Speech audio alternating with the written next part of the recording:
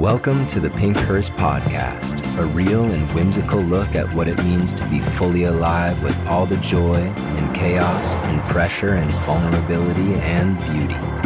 Take the ride along with unexpected guests and be inspired to fall in love with your own unique destiny and meaning. In this episode, Zachary, Edward, and Nicole play the three blind mice investigating the elephant in the room.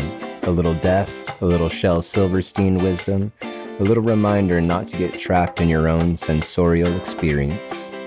You can be overrun by your senses. You can just be in pursuit of materialistic pleasure, just using the body as a distraction. And sex can be a distraction, can be an incredible, wonderful distraction. But I think that the body is meant to be used as a tool to go even deeper. Don't use the threshold as the distraction. It would be like doing DMT just for the fun of it. This episode is sponsored by Picture Them Dead. You've heard of picturing people naked to relax, right? Well, picturing them dead is even more effective. It will give you empathy for your nemesis, patience with your spouse, and an overall gut check reminder that we're all just angel ghosts rocking bodies like spring fashion. Winter's coming. Bundle up. I like that. Welcome to the Pinkhurst Podcast. Our return guests, plural, are Nicole Aniston, Edward Crowe. What's up, y'all? What's going up, on? guys? What's happening? Happy Saturday. Yeah, good to be here. Happy Timeless Day. That's right. Happy birthday. Happy Death Day. There we go. This guy always has to have the last word. So, like Miss Frizzle's school bus, today the hearse is transforming into a beetle and scuttling into the graveyard soil on a mission to get in on the joke, talk to some spirits in my personal field via Nicole's antenna, and hopefully shed some dark on the overlit fluorescent atmosphere of the modern day. Gesundheit. So today I'm at the gym, my daily routine, and Howard, who has become this guy I reference on the show, older gentleman, 80 years old, used to be heavy in the LSD scene, told me wild stories about like running Laguna Beach and being, a part of movements in San Francisco and Grateful Dead. And he's just a simple guy, similar to my father, big life, and has been broken down many, many, many times to the point where he's maybe more in the spirit realm or the subtle world than even here. So he'll pop up to me on my elliptical and drop these two-liners. It's become a habit. He'll just like walk up, give me the little cosmic wink report. And this morning he comes up and he goes, "Funny how the gremlins disappear in the sunshine." And I was like, yeah. He's like, 2 days of sun now. He's like, here we are. And I'm like, and then he just walks away. And the weather's been nice here. But he's obviously not just talking about the weather. And the way he said, here we are, as if we had arrived, I felt this feeling, because the past couple of days, like I said before we started, I've been feeling amazing. That's all I can say, to put it mildly.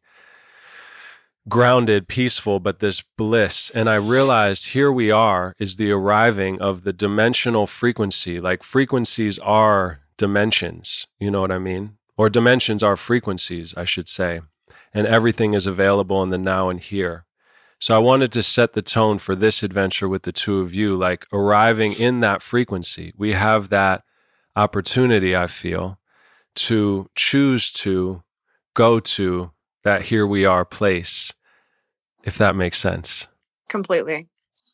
Well, we have to remember that not everybody is feeling that peace, right? That we feel in the last 48 hours or so. There's a lot who are still choosing to remain in a little bit of a thicker texture. Indeed. And that's a good point, because what I also feel, what comes with me arriving and re-arriving to that place that I know so well, it is essential that I don't know if it's play defense, but to protect my energy, and I don't want to be defensive and shut down, but I really do need to be choosing to kind of rise above and not operate and protect what I know is true. And there's very few people, if any really, but very few who I can share that kind of secret space with. Otherwise, it starts to dilute and corrupt and change. So it's an interesting balance. Edward, you and I have spoken about the alchemical, the alchemical nature of you on a big dose journey, having these beautiful revelations. The moment you try to speak them, it's like there's sand in your throat. So that kind of experience of needing to hold it. Right. And I feel like right now, the equinox just happening, time of renewal. And it's interesting because as you work on your own frequency, I feel like it's a journey, not a destination. And you hone that and work on that throughout life on purpose. Some people might not be in this time, like you mentioned, the textures are a little more rough than usual. And some people might not have the ability on their own to know to be aware on purpose. You know what I mean? And then you can outgrow people if you're honing in your frequency and others are not. Yeah. It's a very strange time in that regard, I feel like. Yeah, it's great. It helps me kind of loosen my perception of control, like trying to keep somebody relevant in my space so that I have someone who can understand what I'm experiencing. Because it's between you and you, or you and the substance that's offering you wisdom. Or, because every day we got a little tiny fraction of a cosmic shift and we're impacted by this so heavily.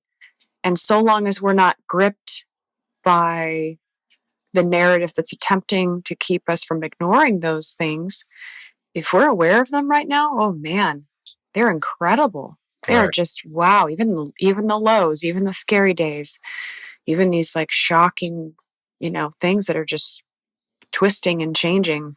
It's nice to just be witness to them rather than a victim of them. That's right. That's Beautiful. And being aware of them, I talked to a friend on the show yesterday named Normandy Ellis, incredible elder, scholar, author, channel, medium, clairvoyant. And we were discussing during these times for her and my wife as well, she turns to astrology when things get particularly intense and her natal chart. And I love the idea of having your natal chart. She described being a memory and a vision of being in the other realm with the fates, like the sisters is how I saw them, but the kind of angels looking over this gelatinous pool that had an intricate astrological pattern. And she was looking over it and said to the angels, wow, this is a complicated chart. That's going to be a tough life, but they'll learn a lot. And the angels, of course, looked at her and said, that's you, baby. Have fun. And she went into it. But being able to refer to these cosmic reports or your soul contracts, things we're not taught about, obviously in schools, traditionally in the Western society, but also there's many charlatans who may be presenting these faux versions of that can be equally, disillusioning or confusing. So really having an ability to touch base with the cosmic, the invisible, the subtle world, and your personal relationship to it does help. As I said to Normandy, you wouldn't go out in your new velour suit in a convertible if it was pouring rain outside. And the equivalent of that in the invisible world, what does that look like? And she said, maybe you run outside naked, which is, I think, what we're doing here on the show together. But yeah. It's like, it reminds me of that quote we talked about last time. Something came to me a couple of weeks ago. In the middle of all this crazy energy was, any energy that does not elevate me is my opponent and not a part of me. And I don't mean that literally like I'm an opponent to everything, but just being conscious and on purpose, not allowing that energy to consume me. You know what I mean? Mm-hmm. Yeah. And even twisting its agenda on its head, even if it has one in particular, confronting these things turns into, you're wiser than the opponent. So that means the opponent is only a little, an ignorant teacher. They don't know that that they're teaching you, but you can allow them to become that in your own mind. And even if they're an antagonist by their own accord, their agenda doesn't have to be your victimization. You can just be like, all right, what's this going to bring me? Who am I going to become because of this experience with this person or challenge? That makes me think about another friend who was on recently, Xenia, one of the coolest people I've ever met in my life. And she was talking about, do you know the phrase every time or dream time in indigenous cultures? Mm-hmm. The every time is what we were talking about, Nicole, where we're going to converse with Taylor perhaps shortly here. Mm-hmm. The every time, so the metaphor analogy she brought up was if you were a hunter, say, in the bush and you were looking for the baby lion, you would soften your gaze to kind of zoom out and soften everything. And so you're kind of perceiving everything as this one big frequency all at once. And by softening and not looking too hard, you're able to see the frequency of baby lion, of this, of that. So it's reminding me of that, of kind of when I soften my gaze, the ignorant so-and-so force, which is obviously another me or connected to me somehow, can become, it's just you're operating in the dream in a different way. I love softening your gaze, that idea. I like that. Yeah, I love that too. It's true. Everything's an ally if you choose your polarity. If you soften your gaze, you're choosing how specifically something is how you're going to view it, how it's going to affect you. That's one of the big things, to y'all's point, in these psychedelic journeys that we refer to, is it's like a shift in perspective. You know what I mean? It allows you to step outside of your own perspective and maybe experience something you could never have done before, which could in turn better your own journey.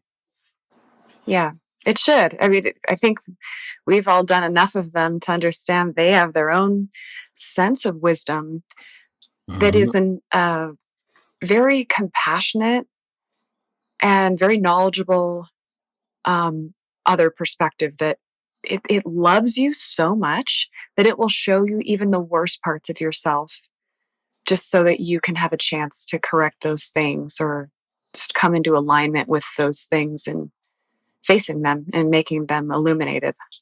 And integrating these experiences. And sometimes I feel like it's like a grandfather energy, like it loves you dearly, but it's extremely wisdom and knowledge, but it's holding you like a grandfather. You know what I mean? It loves you. Very, very parental. You're like a true loving parent archetype. Not the parents most of us grew up with, but a true loving mother, father, grandparent. Yeah, because it's a true friend, a very true trusted friend. I've come to find through enough experiences. I'm sure you guys have too. Oh yeah, you can trust this wisdom, like a grandfather crocodile. That's right. Yeah, it's like our ancestors. Like how Rhyme came out to my land and he said he saw a portal on the wall in the hands, and he painted, "We are the hands of our ancestors," and it was based on his experience on the psilocybin overnight. It was really incredible. Yeah. So as we settle into this journey, and the hearse feels actually like a smooth ride today. I'm not feeling any bumps, almost like we're driving on sand. I don't know. What do you think, Edward? Where are we at in the hearse? I mean, I know last time we landed on that beach, so there might be a little bit of sand left on the tires. It's very smooth though, and I'm hearing waves crashing and monkeys singing. It's beautiful. But as we arrive, I'm called to talk to you a little bit more, Nicole, and all of us to orient. I've been thinking a lot about outlaws, and Molly and I did an interview with a Jungian therapist, psychologist, incredible author, Lisa Marciano, and she wrote a lot about Lilith. Now, Lilith is someone I adore. I don't know if you guys are familiar with Lilith. Familiar. Yeah. Nicole, are you familiar with Lilith? Mm-hmm. So for me, it's based off Lisa's ideas. So Edward, you work in an organization that is ultimately creative, and you are tattooed and you have an outlaw vibe. I have an outlaw vibe as far as poetry and tattoos. That's something I've always celebrated, but more in the outlaw representing love and creativity and kind of the paradoxical nature of that. And what Lisa talks about is how there's a lack of female outlaws represented in popular culture, which is damaging to women because they don't have the Lilith archetype represented in a powerful, glorified way like men do, in order to feel like the Tony Sopranos and all these kind of things. You rarely see that presented. Yeah. So I was just wondering, because to me, you are a bit of an outlaw, and I say that as high compliment. And you are somebody, from my experience of the times we've connected, who you hold yourself in such a way with poise, and you have yourself, and you don't seem very affected by the exterior world so much.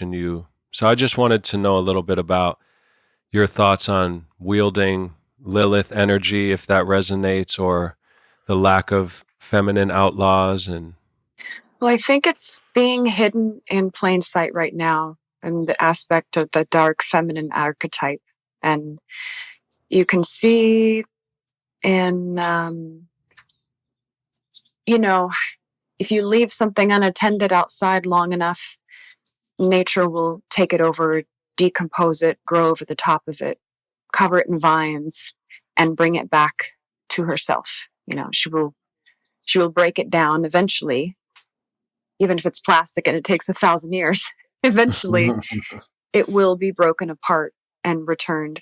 And I think that the dark feminine, not necessarily female, but the dark femininity in all beings, whether they identify male or female or somewhere in between, it's more of a sacred rediscovery of a truer, deeper self that a lot of us have not been introduced to. We've never had a pillar of that in community, because she is not a superstar. She doesn't work for acknowledgement. She works to do the subtle things that are integrally important to have a very raw and real experience. And I think that, yes, we've been seeing more examples of overt toxic femininity disguised as sacred femininity, where we have female leaders in politics. Now we're seeing female leaders in politics being corrupted and adding to the corruption in the system. We see music entities, models, these high profile female attitude and personality influencers that are contributing to this. We don't need men. We don't need this and that, and we can provide materialistically for ourselves. And it's very abrasive. And I don't think that it's true femininity. I don't think that it's the true dark feminine. It's not female empowerment, I don't believe. There's aspects where you kind of have to rubber band from suppression. And that's great as a theme for a little while. But now that I think that we're moving into these cosmic phases where a lot of true, dark stuff is coming up within ourselves as a microcosm and within the bigger picture, we're seeing a lot of shit hitting the fan, because these have been suppressed secrets that have kept us all from realizing our truest, authentic expression. And it's very interesting because, yeah, she's right. There aren't any leaders in dark femininity because she works in the shadow, because she doesn't strive or exist for acknowledgement. It's a very subtle and meant to be, it's like, the certain hidden aspects of God that hide itself from the atheists in this, in old texts and things like that. May it remain hidden until one be ready to receive it. And if you're living as an external expressor, constantly on the strive, on the move, on the muscle, you'll never witness her. She'll leave you alone because she knows you don't want it and you're not ready for it anyway. So it's a very, there's no, we don't need a pillar, of this.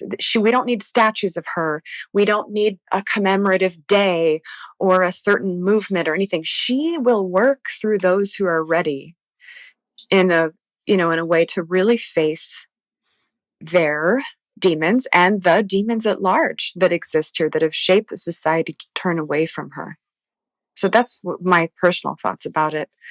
So it's more about what you're saying is it's more about being the example as opposed to talking about it publicly, right? It's more about embodying the goodness and being an example as opposed to saying, "Hey, this is what you should do on a platform." Of course. And even the most heinous of individuals at the top 1% that are puppeteering the rest of Western civilization, there's a very, very quiet voice within them. It's their dark femininity. That she says, as in, even if it's a man, says, this is not right. It isn't. And they turn away from it in an attempt to gain and strive and move and push and, force something that is not inherent to their own nature. And I just think that's, much more subtle. I'm channeling my dad right now and his version of that. And he was, the head of a movie studio and big time and attempted suicide and quit. And he's just all over the place, kind of like Howard.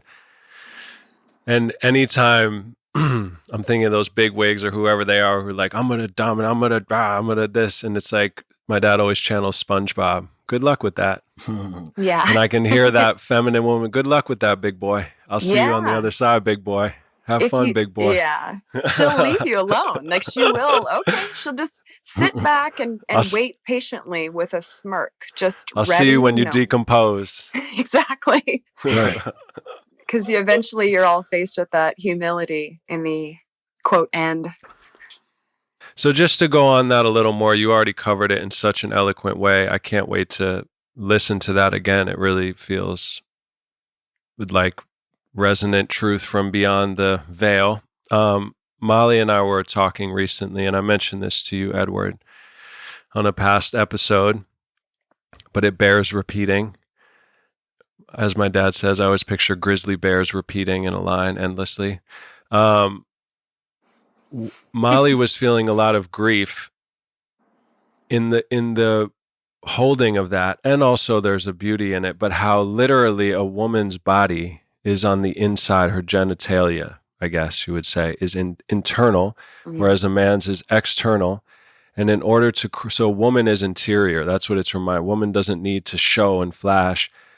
And for men to actually get to know that side, and this is literal and metaphorical and all of that, they need to want to get to know her. They need to cross the threshold with inquisitive care in order to enter her domain. And most men don't want to do that. Yeah. Or don't know they want to do that, or don't do that, or whatever it is. So I was curious if there's anything else you wanted to say, which, again, bears repeating, might not be needed, but it's reminding me of that. It struck me so profoundly how Molly put it that way, that almost with tears in her eyes, that men need to want to cross the threshold, and how so many men that she's experienced don't. Yeah, it's a dark, scary place, albeit, in some way, eventually crossing that threshold leads to pleasure and freedom. And, they say the orgasm is like the little death. That I love that saying. Yeah. La petite mort. What is it? La petite mort. Yeah. Yeah. Yeah. I love that. And I like to think that, moving into a feminine space is a very scary place to be to someone who's been in an overt pursuit for such a long period of time, being the archetype of the pursuer and the achiever, the obtainer. That can be a little scary if they've never, even whether it be, because sometimes it can be so sensorially, you can be overrun by your senses. You can just be in pursuit of materialistic pleasure, just using the body as a distraction. And sex can be a distraction, can be an incredible, wonderful distraction. But I think that the body is meant to be used as a tool to go even deeper and getting to know a woman before crossing that threshold is often, they're not willing to be that. That's too vulnerable for them. Mm-hmm. And I think that in that case, it would be wise for them to recognize that and to not try to cross the threshold. Don't use the threshold as the distraction. And it's a metaphor as well. Yeah, it'd be like doing DMT just for the fun of it.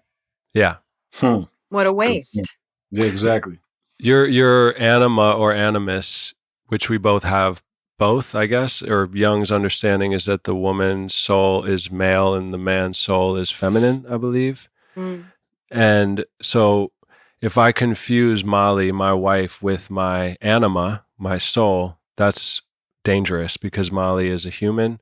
And so this idea of the alchemical marriage, becoming whole within yourself before you, like the big O, Shel Silverstein, if you remember that beautiful book where there's that little shape who's trying to fit into other circles that are missing pieces. And over time, it just gets uncomfortable until he meets the big O, which is one complete circle that's rolling. And he's like, can I get in you? Like, can I? And he's like, no, I'm just rolling. What can you do? You can roll next to me. So this lumpy triangle starts rolling next to the big circle until his edges are worn off. And then he becomes the big O.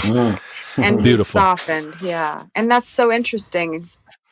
And there's even that subtle understanding through curves rather than angles. We will eventually achieve that.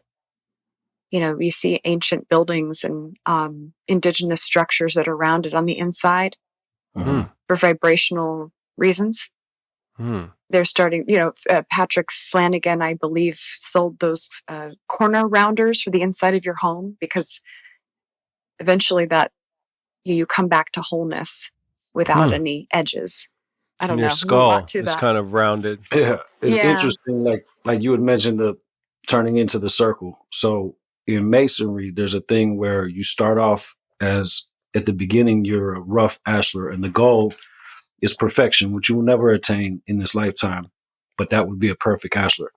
So recently, I visited the Grand Lodge of Pennsylvania, one of the most beautiful buildings in the whole United States. Anyway, on one side where the entered apprentices enter, it's extremely rough. On the other side where the fellow crafts enter, it's a little bit smoother. And where the master masons enter, it's completely smooth. Wow. And that's to your point. That's beautiful.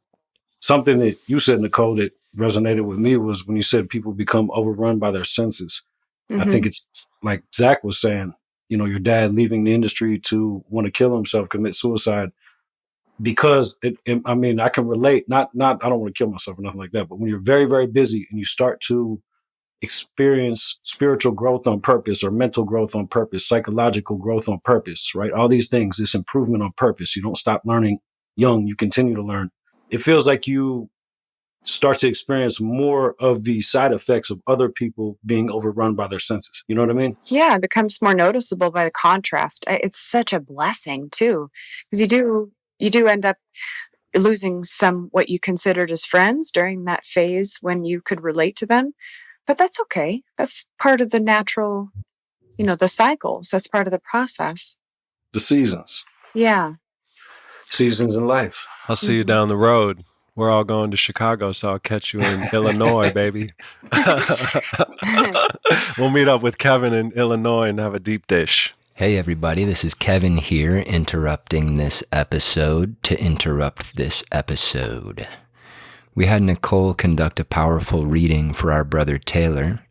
We felt it was a little too personal to share with the world, but it's safe to say that curiosity rebirths the cat, and a willingness to court death and reach past the seeming void of disconnection goes a long way. Thanks, Nicole, for connecting us in this way with our brother. And now Zach is going to read a poem from Taylor. So this was called Wild Thing Life. Peking seals watch the shore for people and their ways of life. Aren't we curious life forms? We swim and walk and crawl and fly and burrow and rise. We die, we laugh, we cry, we share, we hold. Close to our hearts sacred secrets like ripe wine and buried gold. For the hell of it, we do it all. For the hell of it, we do nothing at all. If we could all accept God's comfort as the wild things do, we could all share a lifeline of graceful emotions and shivering goosebumps of glorious safety. like laying on a beach in the sun, drearily sleepy but never more alive. Our destiny is probably to feel numb to wants. For each meal and each passerby is a gift. I pray that these strangers remain kind. Perhaps with the glance of a loving eye we can draw out their warmth, whomever walks our way. I prefer a long night's sleep, blow of the sand of the Tibetan mandala and guide my tomorrow's touch to create a new blue swirl. My door is swinging always. Tumbleweeds and yellow birds and outlaws and lovers may enter here. We shall all share a language of some kind, and if we are all wild as can be, an animal experience will take place, and that itself is art. Yeah. Oh, amazing. Yeah, I'll send you his photo later. Yes, please. Yeah. Yes, Thank please. you. And we can talk to him again if he ever says hello. Ping me, vice versa, and Anytime. Yeah. channels open. Yeah, always. Not open all the way. He knows better. He needs to. He was so sweet back in the day. He would work. He had all these fucking jobs. Like people like him and I and Kevin, very creative, very intense, passionate people, and have difficulty fitting into society, to say the least. It's not built for us. Exactly. So he was working at the farmer's market. He was parking cars. He was da-da-da. But he would literally send postcards to Molly and I, even though he lived down the street. He would address them and send them little sweet love notes. And he would leave bags of vegetables and fruit from the farmer's market on our door with a little note. He was like the most loving, simultaneously gangster, outlaw, motherfucking. When he was 3 years old, or 4 or 5 something, he looked in the mirror, little blonde white boy, and saw an indigenous chief staring back at him. And that was his whole reality of this split consciousness. Yeah. And the last thing I'll say about that as I close the door for that now is the way I met him was through a friend who contacted me because Taylor was making a movie called I've Known You Forever about reincarnation. And this guy we both knew said, you need to talk to Zach. So I met Taylor because he was making a film on reincarnation. Wow. Wow. And his That's moniker as a poet is Amnesia Poetry. And all of our work is about waking yourself back up, right? So the amnesia, the poetry to remember who we are. So. But you kind of have to have some kind of, poetry and art, the things that can't be competitive. I love that. Like you said, Lilith, the Lilith energy before you mentioned. Yeah. You when you exist as that, you are it. You are that archetype. And you can put on the mask and play the role that you decide when you step on stage in each incarnation. But the moment, your deeper self, when you had private conversations with him, you felt that indigenous chief. 100%. So and that's the trick. You have the contrasting, because when you live this role and you hate that entity, then you come back to identify as that entity so you can learn compassion for them. Big time. And when you hate the white man because they're awful, you become a white man to transcend the white man archetype. Absolutely. And then sometimes it seems to me like even thinking like that, we have to remember that past this body, we might not be this race, right? So it's hard to get caught up in that, number one. Yep. Love that. And what you said, if I'm recalling, Nicole, was to contact Taylor in this case or someone, they might be on a different frequency. So if you're coming to them from just the grief place, it might be difficult to access. Is that correct, how you're saying it? You'll be completely unable to feel their presence because you won't be able to access them where they are. They're in an elevated vibrational state. Just because they're not their body doesn't, the body is not the only vibrator. Each organ and each part of the body has its own specific hertz and resonance. So we feel that auric field that culminates of all the parts of the body when we're in that physical presence. But you ever have those moments with Taylor when you were thinking about him and then you look down at your phone and he's calling you or texting you? Yeah, of course. Definitely. Yeah, you're feeling his true essence and, my friend, my true beingness over there, wherever his body may be, is, his awareness is non-local. So when he's pulled up out of that body and released from that perception of physical solidness, then he gets to be, oh, thank God, what a relief. No more inward spiral, no more contraction. So if we all knew the amount of not a place, not a locale, where is he going? Is he going to heaven? Heaven can be here on earth. It's what we make of it. But where his awareness is now is like every single moment of the best day you've ever had in your entire life. That feeling, not the circumstantial stuff that led to the best day ever, that are all very conditional. Oh, I won the lottery. Oh, I got an ice cream. Whatever those, I got a raise. My baby was born. All those wonderful things you perceive that are happening. No, it's an incessant, nonstop best day ever. And so you've got to get there now, here, in your very visceral perception of human reality that you think is very real. None of it is. Nothing is solid. Everything has its own vibrational matrices. So you've got to get on his radio channel. You're not going to be able to listen to 99.1 if you tune it to 103 or, AM to FM. You've got to get on his channel, which is, I'm free, I'm happy, I'm unlimited, because that's where he is now. The body's the only thing that tethers you to conditions.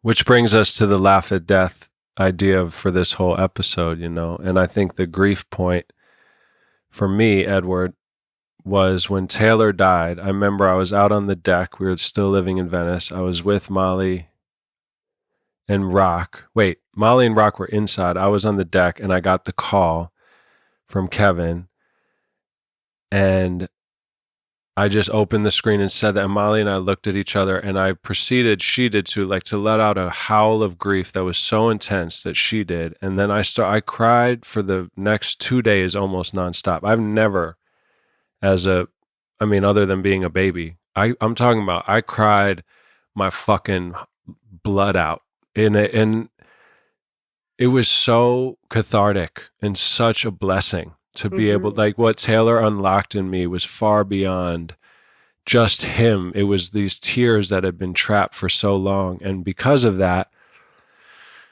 it just unlodged some stuff in me. So for me, that's the dance of the grief that's necessary in the body to cleanse the channels of our animal, illusion body. Yeah. My experience, years and years and years ago, I lost a friend of mine. He killed himself. It was really a bad situation. I cried my eyes out through the phone, through the wall, lost full control, went to a doctor, got Xanax, laid in bed for 3 months, right? It was a mess. Then years later, I lost my dog, crashed. It was horrible, couldn't control my emotions. And I don't think I should have. I think it's healthy to get this out, right? I think that's kind of on purpose, and it needs to be done. Now, Tuesday, it'll be 2 years ago, I lost my mother. We were extremely close. Zach knows a lot about this. We're extremely close. I was holding her hand when she passed. I put her in the car when they came to get her. I pushed the button when they cremated her. I did I carried her all the way out like she brought me in. And I never once cried. I wanted to. I never have, to this day, I've never cried. I've gotten choked up talking about it, but I've never cried. Yeah. And I don't know why, but I think what I did do was I had a photo shoot scheduled to go to Colorado before she passed, and I canceled it. And then when she passed, she always pushed me to be creative.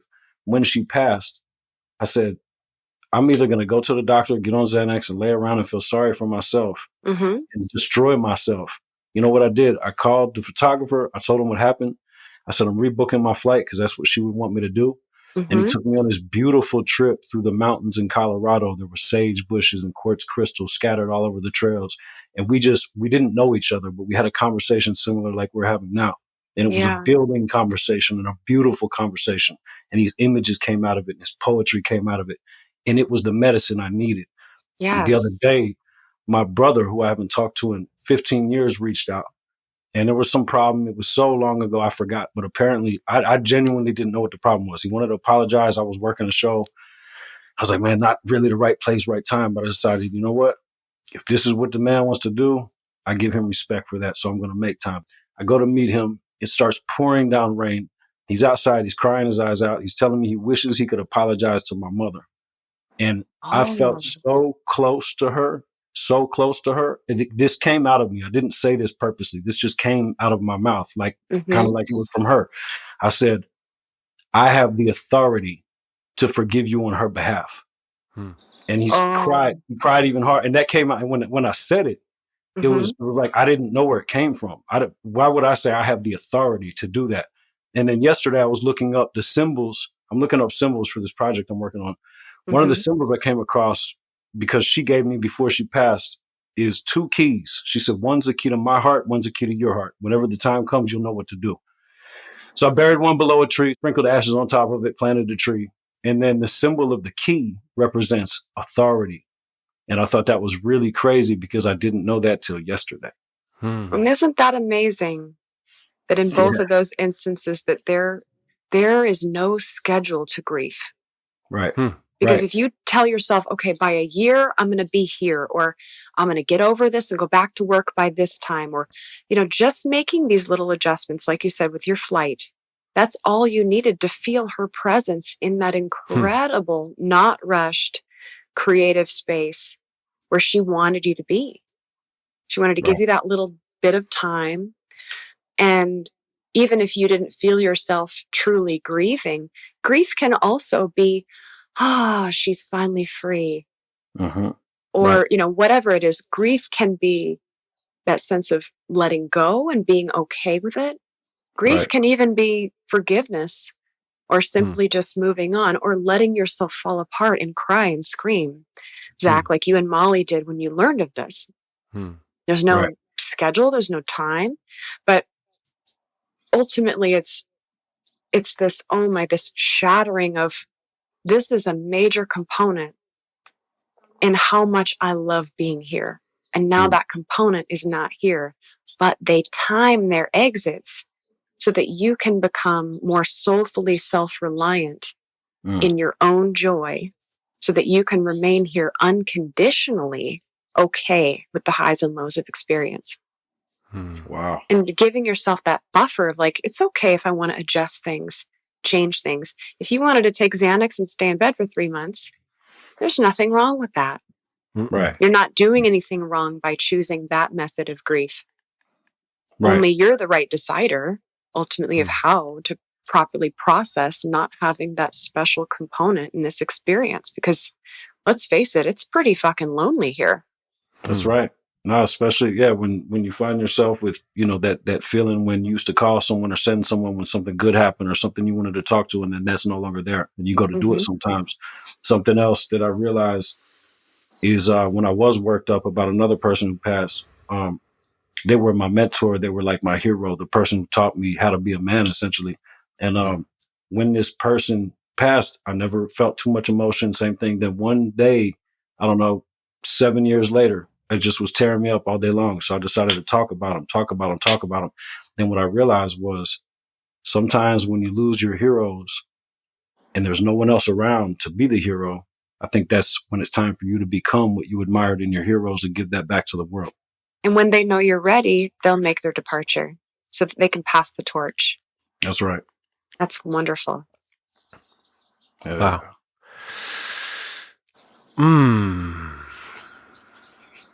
Here we are. You had said something else I just thought was very interesting, was when someone's ready, they'll go. When you said, like, when you were talking about the merging to exit this life, when it's time to leave this body behind, it reminded me of a time when someone had shot themselves making an attempt to merge, off the exit and get out of this body. But what they did was they survived. And I mean, it was so crucial that everybody was told they're dead. And then it was like, oh, wait a minute, they brought them back.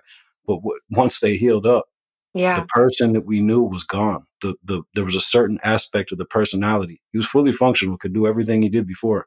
But there was just a missing piece. He killed something, even though the body survived. Yeah.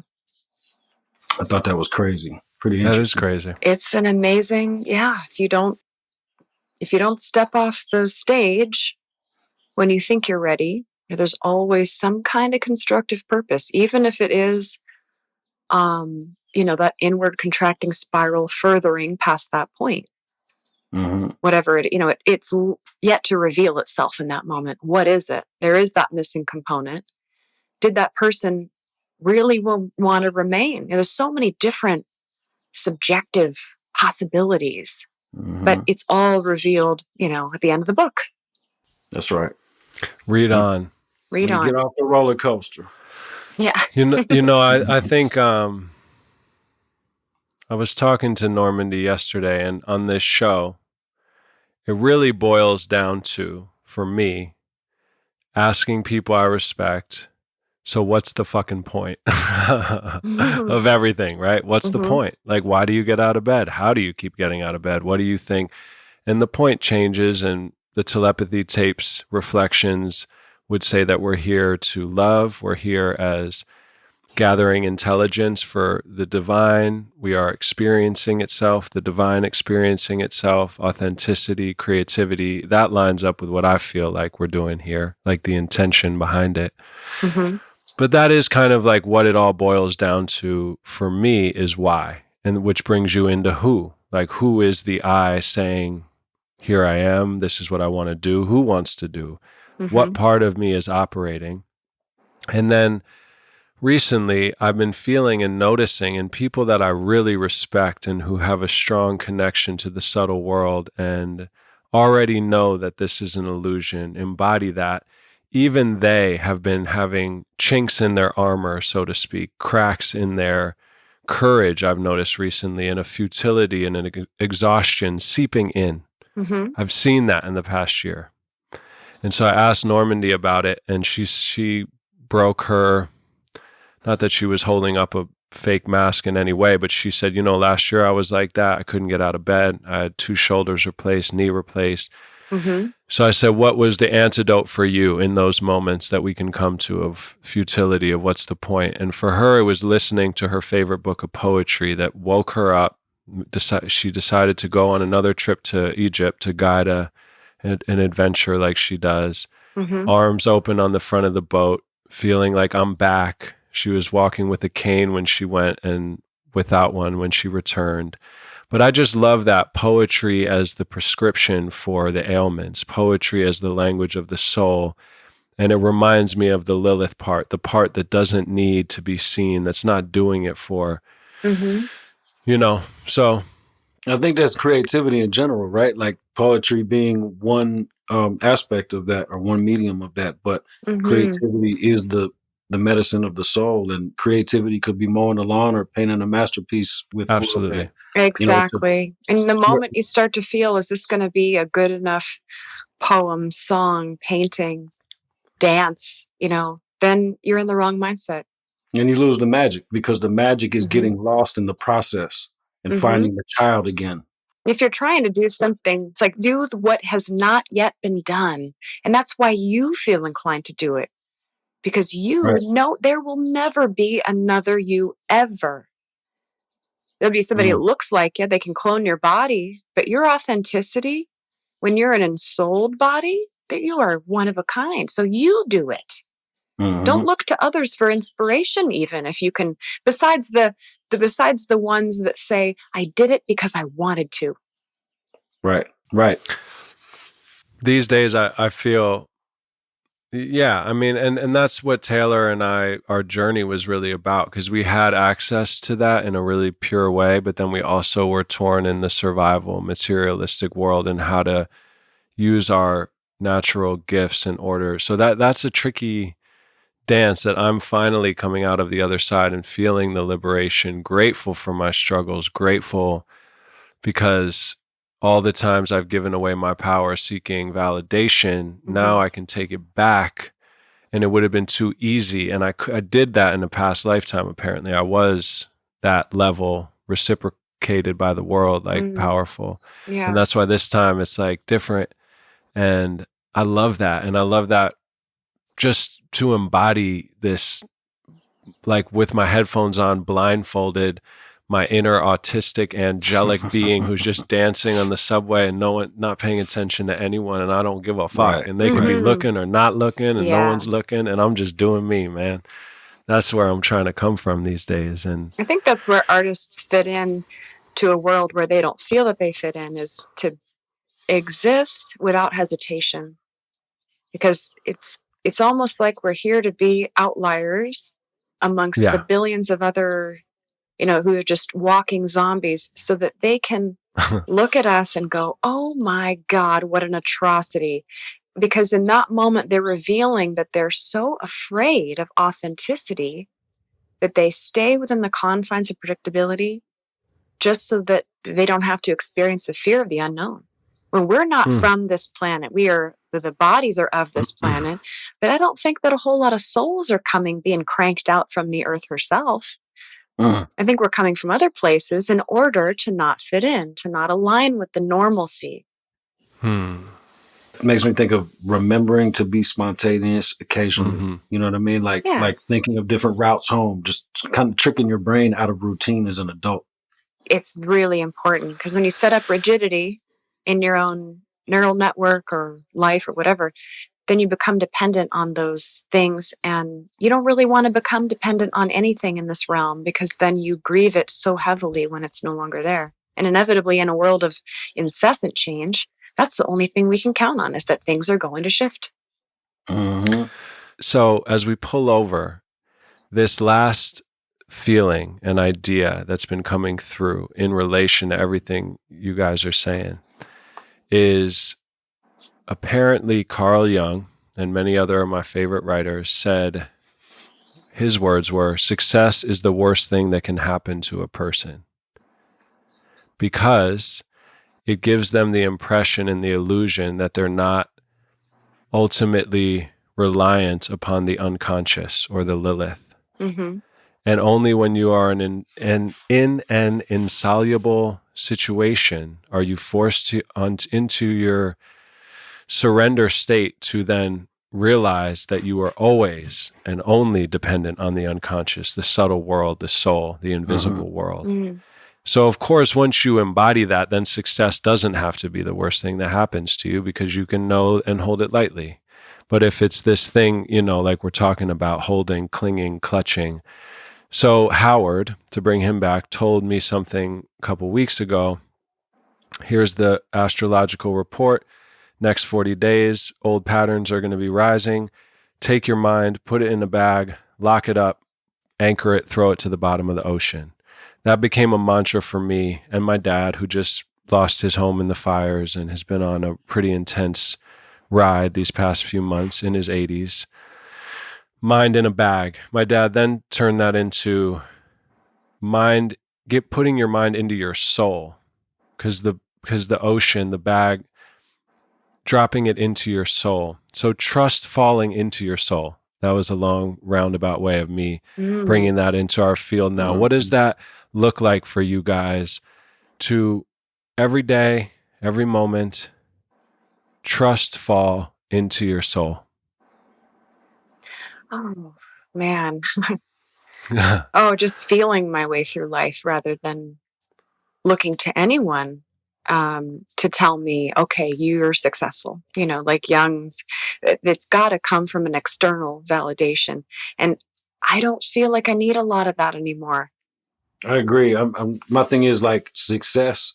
I would say that he's referring to his definition of success. I would define success before I said that, because success to me is happiness in a small forest, right? And that's not the same as it might be a Ferrari and something else to somebody else. I don't know, but I think you would have to define success before you shut Of course. it down. And what he means, I assume, is the Ferrari or the getting what your mind thinks it wants. And to our point, it's like I function the best I can intuitively. You know what I mean? Like I've grown to a place where I try to trust my gut, for lack of a better term, because no one has ever done this before. No one has ever done this before. First time ever, right? The Edward experience. Yes. I was shooting hoops in the mini hoop with Rock, which we do every day. I'm wearing a Pinkhurst basketball jersey that says data on the back, number 00. I was partially embarrassed to wear. I look like a, young hip hop man, but I got to wear this for Taylor and I'm feeling that flow. But I was shooting hoops and I was thinking about you for some reason, Edward, maybe in anticipation of our shows.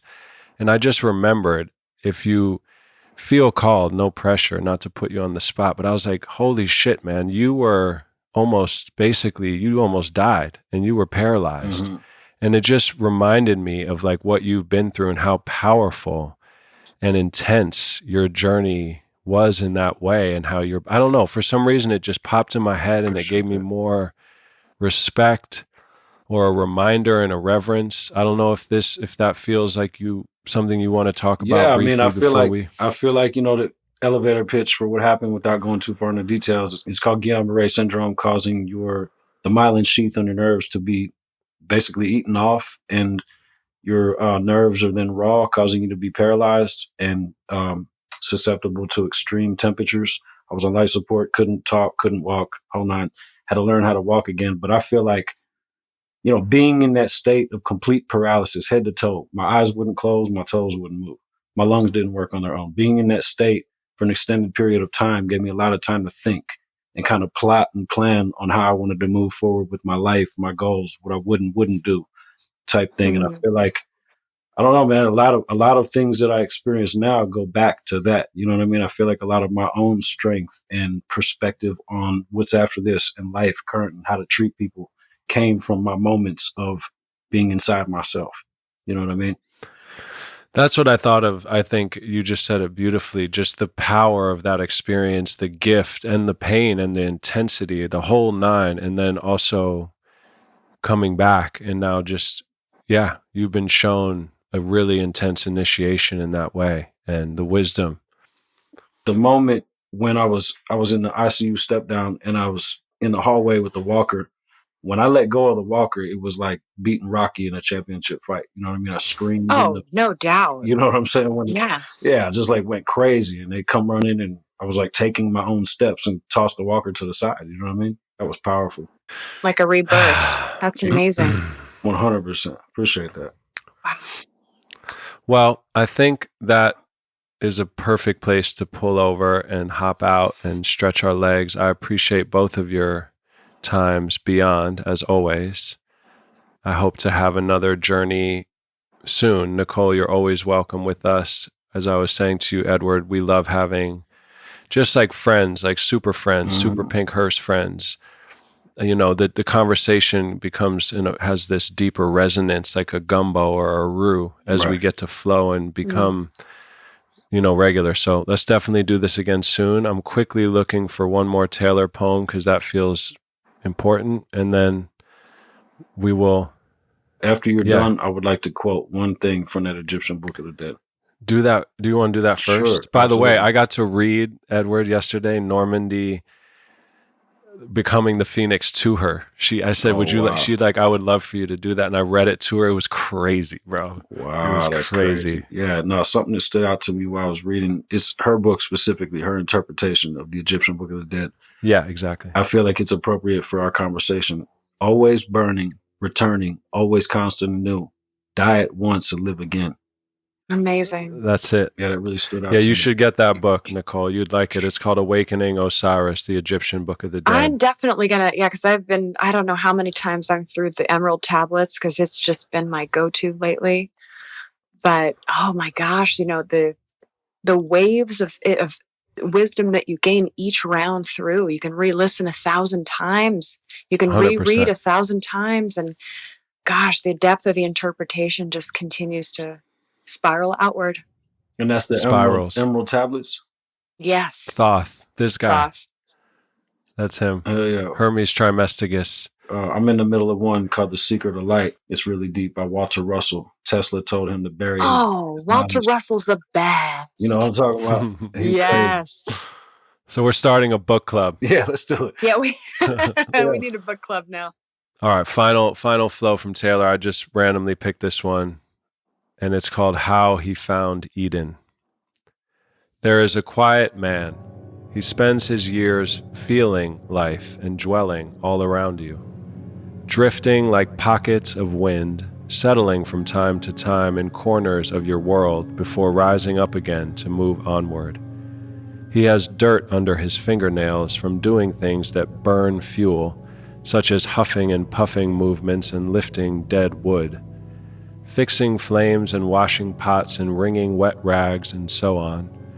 He sharpens the pencil to a fine point. He touches the blank page and the eyes wander to a place where gases dance and winged things roam. Slight bobbing of his head inspires words and they make more sense as emotion than ration. The words speak like tongues that come from amnesia, and when it's done, the chalky pencil breaks and madness eyes smile because a height has been reached that he alone did not rise to. The mere paper took on greater weight, as if the history of the tree it came from was telling stories through the page.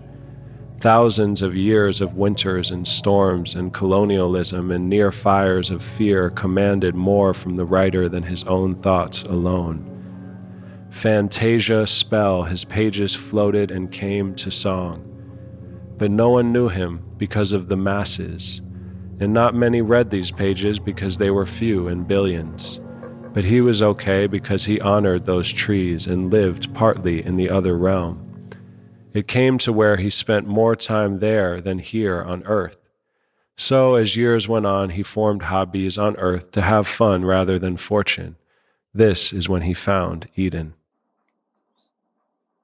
He really did live between the two, didn't he? He was here some of the time, but he did escape there, didn't he?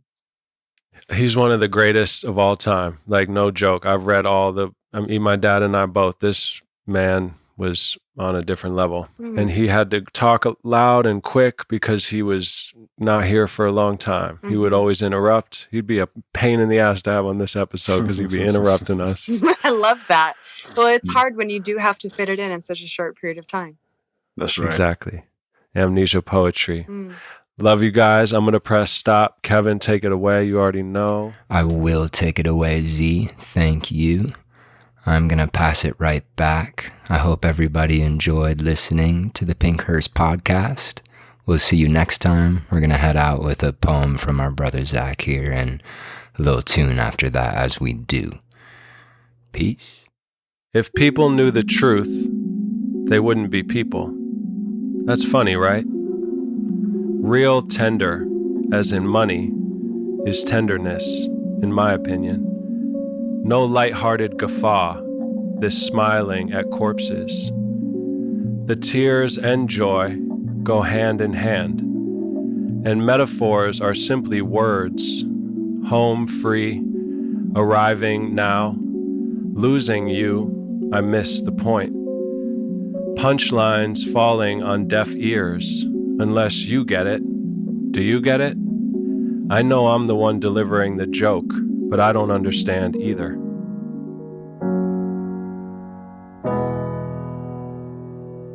She sang the future on old piano and no one danced. Who is she playing for? Like she's performing for the invisible man. Who is she playing for? What their eyes don't see is so real to you. Who are you playing for? What I wouldn't give just to have your view. I step out on your ledge to get out of my head. And like no one is watching, I started to move. Dance like I'm on fire, nothing left to hide. Love like I'm gon' die tonight, let me testify. Dance like I'm on fire, nothing left to hide. Love like I'm gon' die tonight, let me testify.